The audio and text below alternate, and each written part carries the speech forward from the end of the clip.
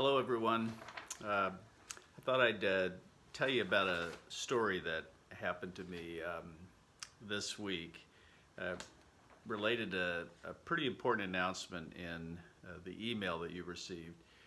I was in a video call with a number of pastors in the area.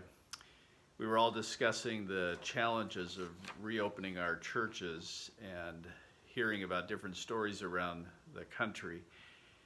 And I found myself, after I got off that call, a little bit disturbed. It seemed as though our assignment was to make paper airplanes and try to fly them in a hurricane.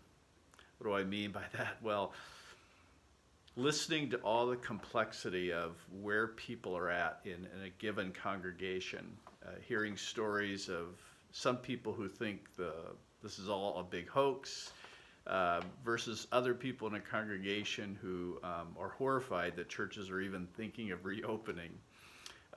One church where one elder isn't going to come to church unless people wear face masks, and the other elder is determined, I'm not going to be wearing a face mask in church. And I couldn't help but, after hearing about these challenges, to think about the text that we've been going through in Romans chapter 13 and chapter 14. And there's a great verse that I think is so helpful for us right now to be zeroing in upon, and that is Romans 12, verse 3 and verse 10. For by the grace given to me, I say to every one among you, not to think of himself more highly than he ought to think, but to think with sound judgment. And then verse 10 says in Romans chapter, this is Romans chapter 12, sorry. Verse 10 of Romans 12 says, outdo one another with honor.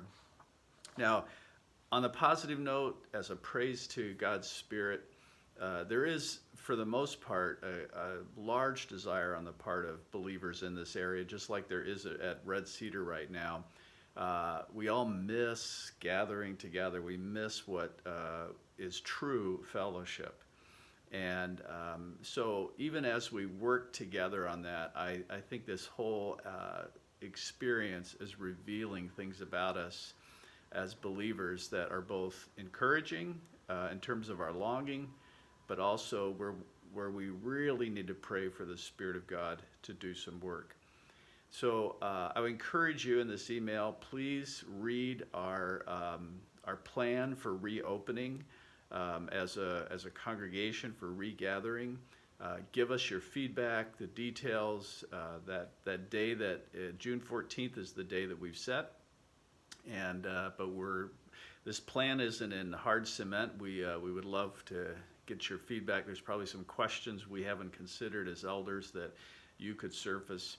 But in the spirit of regathering, would you join me in praying for not only Red Cedar, but for believers in this city, that we would be able to find a way to have harmony in a situation where certainty of what to do isn't quite as obvious to all of us. So again, read the email. The plan for regathering is in there, and let's pray for God's grace to prevail.